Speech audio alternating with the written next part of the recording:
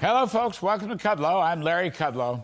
So, when you get to Election Day like today, you kind of think everything that needs to be said has already been said. And in my case, that's probably true. So, permit me to try and express the most basic thought I have about why I believe the cavalry's coming and the Congress is going to change hands. In short, the voters are simply not buying what the Joe Biden Democrats are selling. All right, I don't even think this is a partisan issue. I'm not pretending to be nonpartisan. I'm a free market capitalist. I've disagreed with Biden policies all along. But I think this election tonight goes way beyond partisan politics, way beyond political parties. I mean, right up to the last moment, Joe Biden has tried to sell an end to fossil fuels and a transformation to something called the Green New Deal. He and the Congress have spent a fortune on this, and all they've done is reduce energy availability and jack up energy prices, and this climate change socialism has been a dismal failure. And yet the president is out there calling for an end to coal, an end to all drilling. I don't believe the majority of people in this country agree with him. There's no reason why we shouldn't use our God-given natural resources, and similarly, there's no reason why we shouldn't allow technology and innovation to develop renewable fuels even while we nurture fossil fuels. People don't want to end gasoline-powered cars. They don't want to lose millions of jobs. They don't want to freeze this winter. Most of all, I think they don't want a bunch of central planners to tell them what to do or how to live or where to live it and how much to live it. It's like, stop telling me what I can and cannot do. Central government in Washington, D.C., stop, put a hold on it. This is a free country. We prefer freedom. The Bidens don't seem to tolerate freedom, and that is a big problem. And that's just one aspect of this election. The president seems incapable of telling the truth about the economy. Remember, he says he inherited economic ruin, which we have said many times is completely false. And then on top of that falsehood, he created a $2 trillion spending package, which many of the leading economists in his own party told him would create major inflation. And it did, but he denied it. And then he built on top of that even more spending, which then created even more inflation.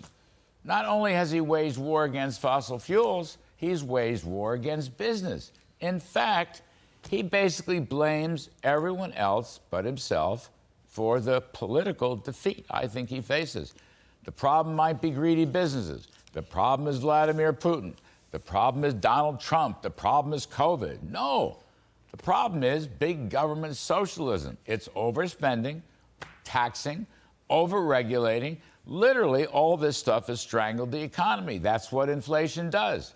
That's what the heavy-handed government does. We've seen this movie before. It's never worked. And I think voters are going to reject it once again. Folks sitting around the kitchen table are not happy campers. They're working hard. They're making money, but they're still losing ground to inflation. Groceries are too expensive. Gas is too expensive. Everything's too expensive. And given a choice between socialism and free market capitalism, I think America's going to take capitalism every time. And folks don't want a cultural transformation. They believe parents should guide their children's schooling. They don't believe everything is about race or gender or sex. They don't believe American history should be rewritten. They don't believe cops are bad. They do worry about crime everywhere. They don't approve of open borders or millions of illegals or drug cartels or fentanyl. And they were appalled as America's military, the greatest in the world, was forced by this administration to seemingly flee from Afghanistan. And in a real sense, the retreat from Afghanistan was the end of the Biden honeymoon, and it has been all downhill ever since. Now, let me finish on this note. Most elections in our great country are about peace and prosperity. Certainly presidential elections are. But to a large extent nowadays, midterm elections have become national elections. And regrettably, at this point, we have neither peace nor prosperity. And what's more, we seem to have no optimism. The party in power is always telling the rest of us how bad things are and how things have got to change and how they've got to be transformed. That is fundamentally pessimism. And I suggest that most voters know there are some things wrong, but by and large, they can be fixed. And in that sense, most people are optimists about our future. That's my own view. Optimists always win, pessimists always lose. I know that polls don't vote. I know it's still possible the outcome of today's election may not be to my liking. I get all that. Sometimes I'll get it right, sometimes I get it wrong. My suspicion is our great democracy is going to produce a tidal wave of change tonight. People want growth, not inflation or recession.